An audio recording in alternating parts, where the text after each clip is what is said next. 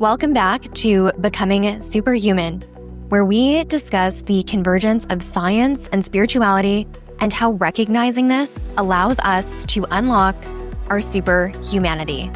Today, we're going to talk about developing our intuitive senses and the subconscious mind.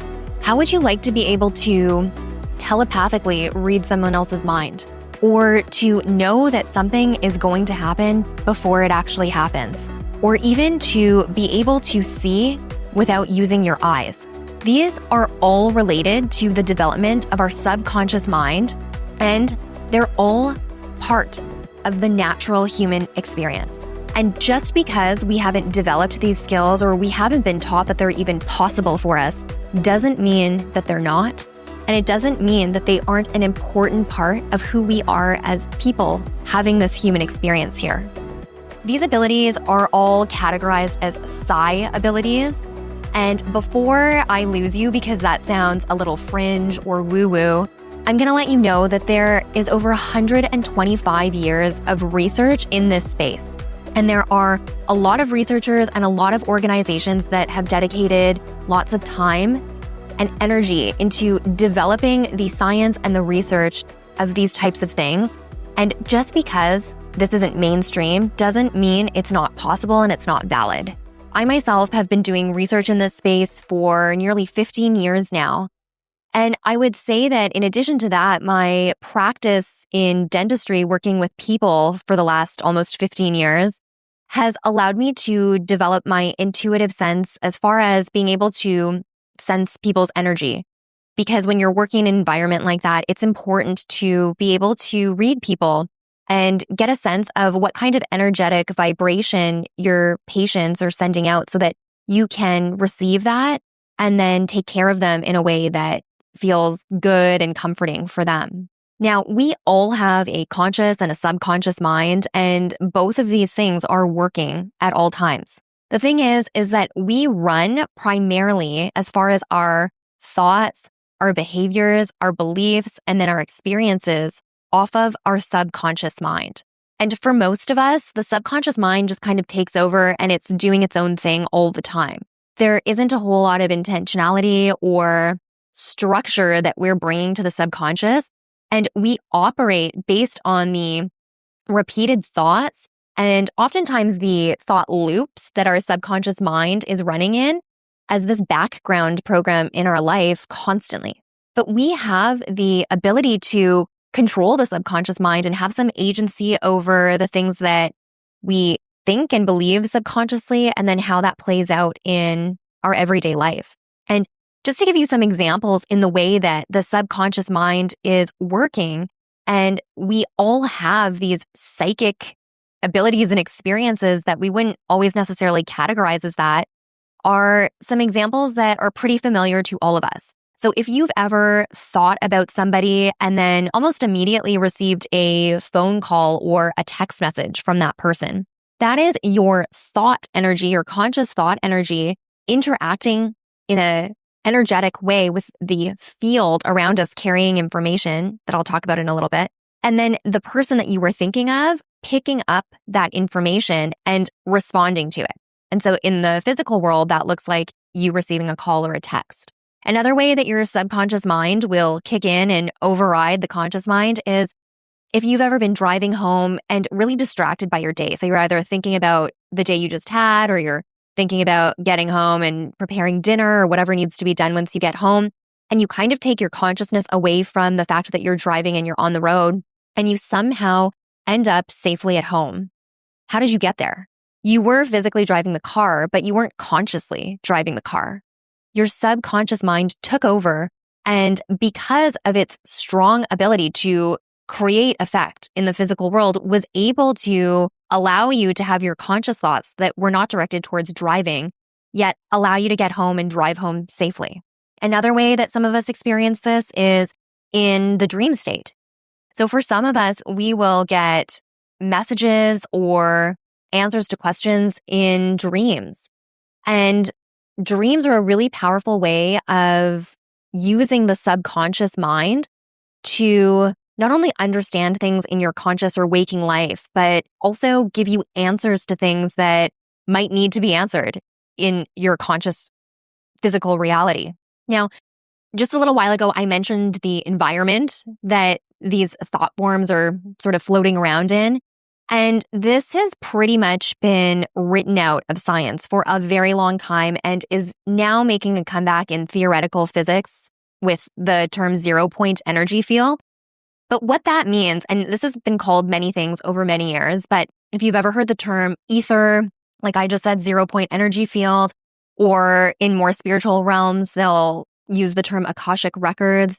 These are all ways of describing the fabric of reality or the fabric of universal consciousness that connects to each one of us and connects each of us to everything in the universe. And there is a structure or a mechanic to this that is real, but not well understood. And that's why it's oftentimes just completely disregarded by conventional science.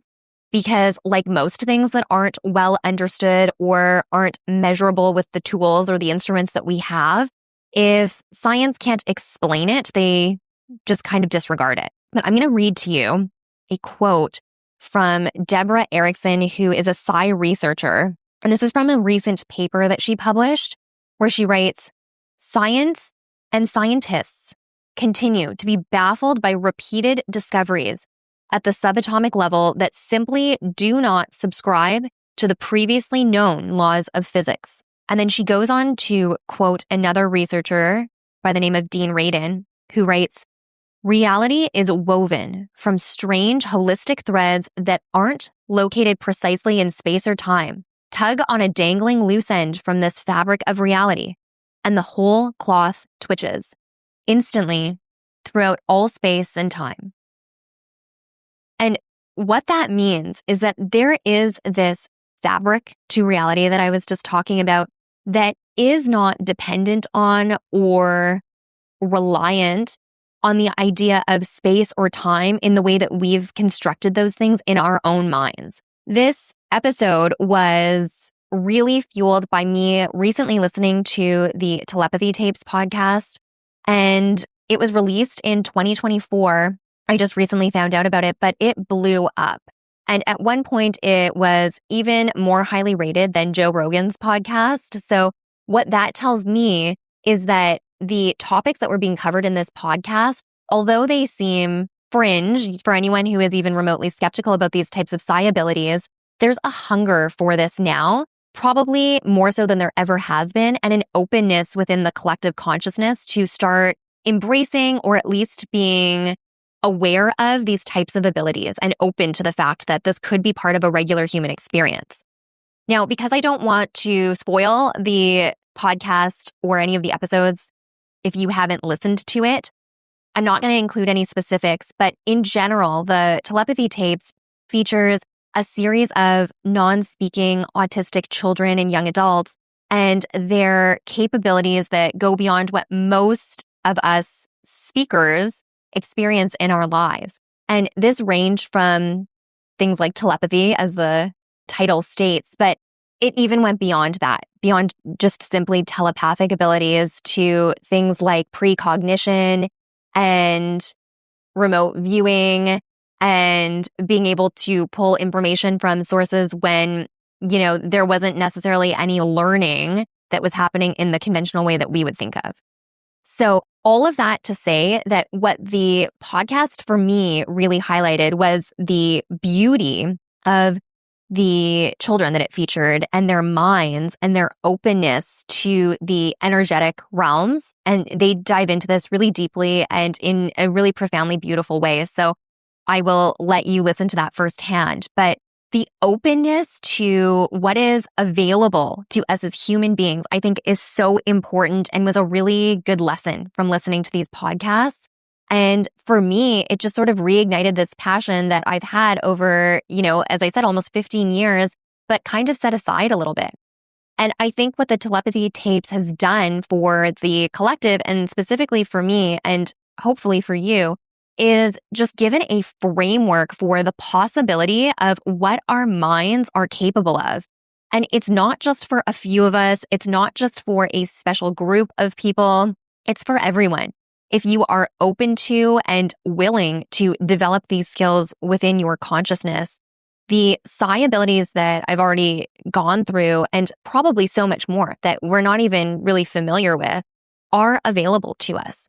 One of the researchers that was featured in the Telepathy Tapes is Rupert Sheldrake. And Rupert Sheldrake is a longtime psi researcher. And if you go to his website, he's got tons of papers and articles that he's written on the website. But one of the papers that I read a long time ago, and that's sort of cited as this really eye-opening case for what we are capable of, is he did an experiment with participants using telephones, and they were essentially trying to guess who was calling them. And the participants who leaned into the idea that there was a way for them to intuitively sense who was calling them, so they were open to the idea of intuition and the subconscious informing their quote-unquote guess, those participants scored significantly higher, much higher than just randomly guessing by chance.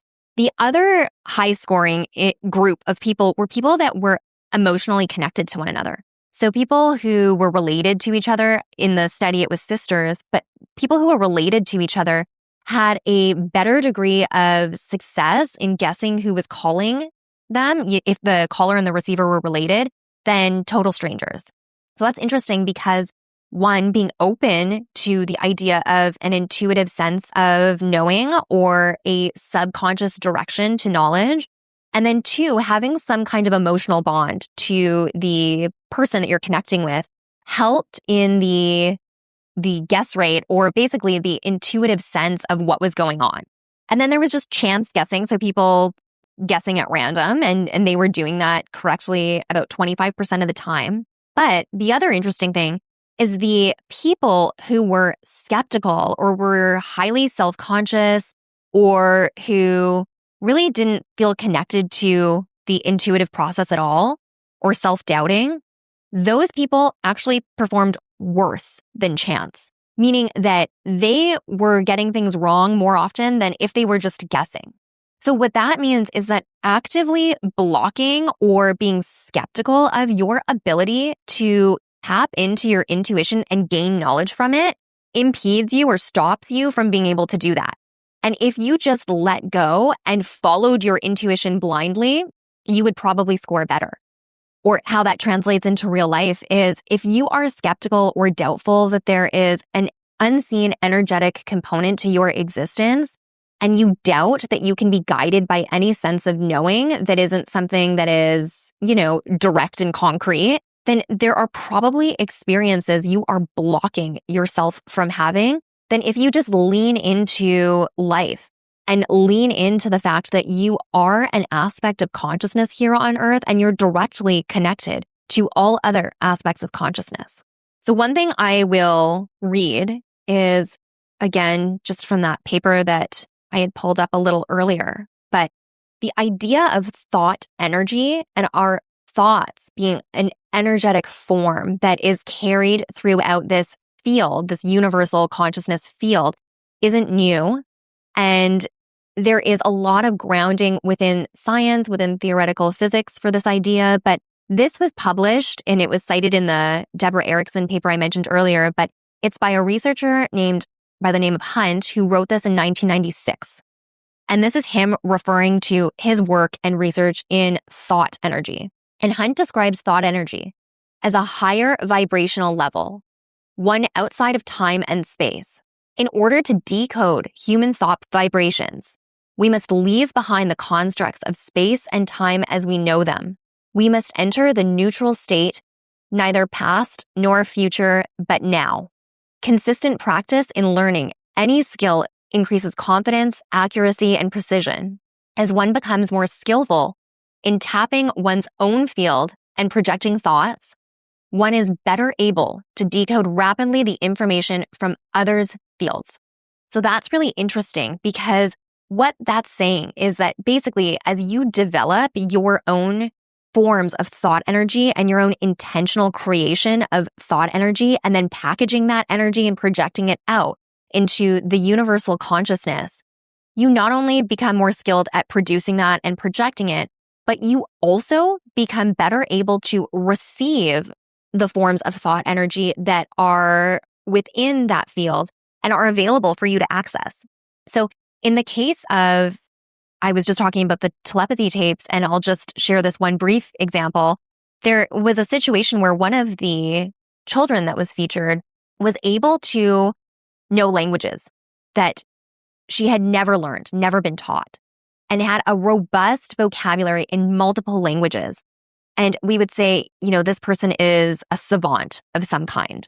But where do savants get that knowledge from? It's not been taught to them. There's no concrete form of knowledge collection that we would traditionally use to gain information. So where are they getting this information from? Like, where does it come from? It's coming from the ether, or it's coming from the universal field consciousness. And because language, our words, the energetic vibration patterning of the sound that we use is also its own form of energy, it is carried within that field and can be available to us if we are tapped in and tuned in enough to the field and the vibrational quality of the energies traveling in it to actually pull information from it. So the possibilities are kind of endless when it comes to developing these psi abilities.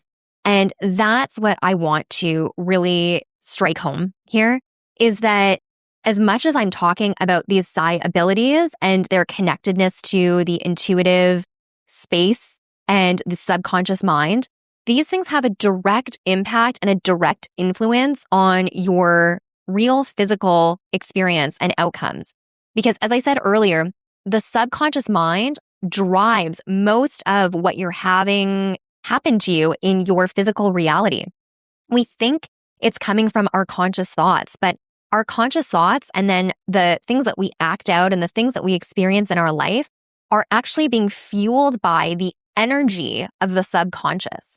And if we can, in a more intentional way, tap into our subconscious, open up not only our minds, but our hearts as well to the energetic flow of our subconscious, we tap in to this array of knowledge and feeling and information that otherwise would never be available to us.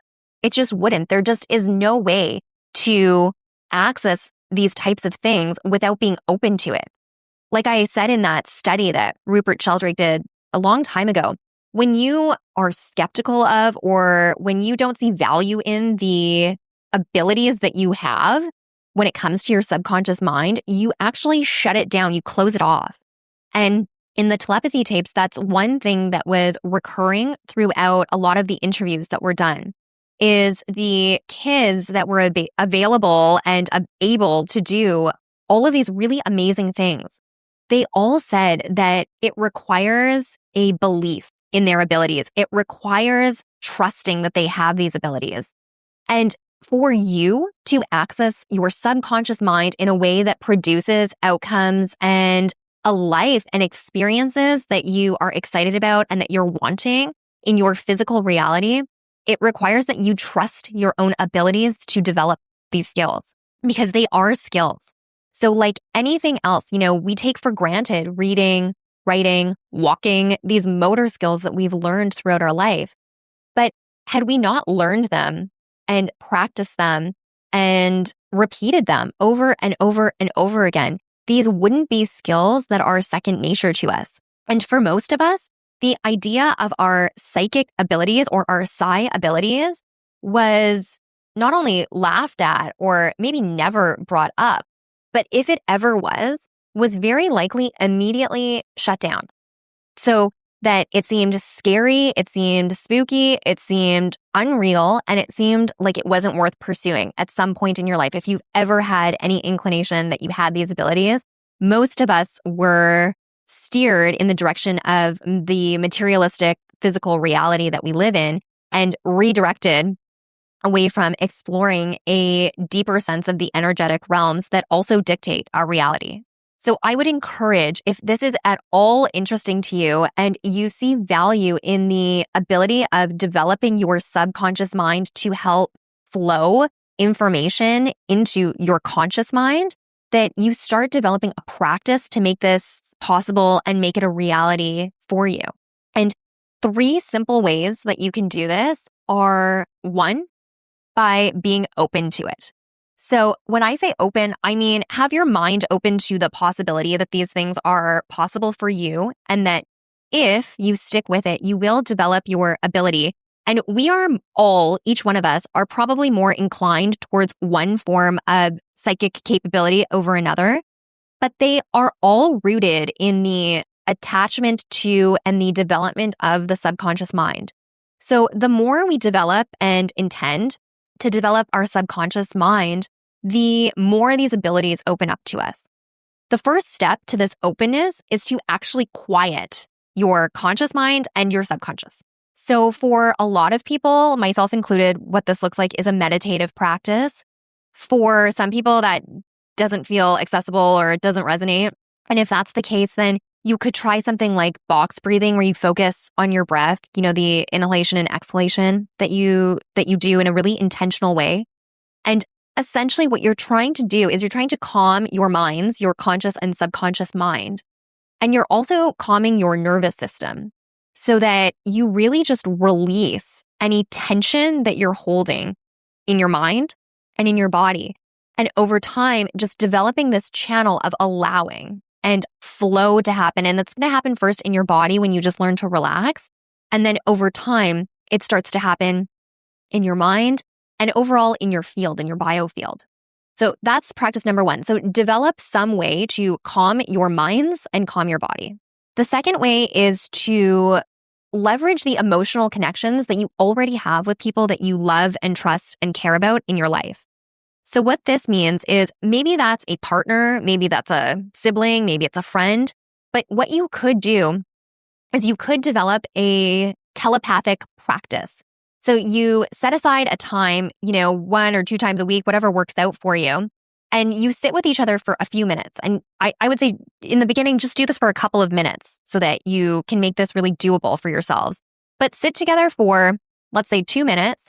One of you sends a thought to the other person. So completely through your mind, you don't actually say what it is you're thinking out loud. And in this, so the thought might be, I appreciate you. That might be the thought that you're sending. And you're repeating that over and over in your conscious mind. And you're trusting that your subconscious is projecting that out into the ether or into the universal consciousness that you're connected to. And at the same time, maybe you're also thinking of a memory that really triggers your appreciation for that person, or something that they've recently done that you really appreciated. And you're holding those thoughts in your mind for that whole 2 minutes. And then the person is going to guess what you were sending them. What was the feeling you were sending them? And this isn't about perfection, so they don't have to exactly guess the words, I appreciate you, or exactly guess what memory you were coming up with. But in the beginning, if they can even just describe some of the feelings they felt being in proximity to you, and maybe some of the things that were coming to their mind, and seeing if there's any alignment between what you were sending and what they were receiving, that's a good practice to just even start to develop amongst people that you're close with in your life. Because as the one study that I talked about, but many studies have shown, is that these abilities, these psychic connections are actually stronger between people who are related or emotionally bonded to one another. And then lastly, what I would suggest is to start keeping a dream journal. And ultimately, end game of this would be to one day be able to lucid dream and practice lucid dreaming in a very intentional way. In the beginning, lucid dreaming is a process and that can take a long time for people to develop. But in the beginning, just recording your dreams each night. And as somebody who throughout my life has almost never remembered my dreams, I've just very recently started this practice with the intention of developing my subconscious mind. Each night that I have said to myself before I went to bed, I'm going to remember my dreams. I'm going to be able to recall my dreams. I have woken up in the morning and been able to write down some aspect of my dreams. And your dreams are so powerful because this is the ultimate workshop for your subconscious mind. Your conscious mind for most people is not coming into play when you're dreaming. And you're already going to sleep every single night. You're already going to dream every single night. So you might as well bring some intentionality and your conscious mind into that space. And it truly is the ultimate exercise in intentionality, because it is a state that if you don't practice this at all, you remain completely in your subconscious mind. So bringing your conscious mind into it takes so much intention and so much effort. And it's such a good practice tool to merge your conscious and subconscious minds. And if you could use your dream state to access skills, abilities, knowledge, places, people, all of these things that you can't actually access in your waking life, but that through your dream state, you gain experience and insights from that have an effect on your life when you wake up. How powerful would that be? That's like a whole other realm of life and of possibility that is available to you each night when you go to sleep. Even if you're not specifically interested in lucid dreaming, just becoming even more aware of what your dreams are and what your subconscious mind is doing by keeping a dream journal is a powerful look into what your mind is doing overall. And if you want a practice for how to develop some quietness in your mind and in your body, so that is calming the nervous system, that is activating the vagus nerve so that your parasympathetics kick in and you're in a really relaxed state, I have a video on humming that I'm going to link here.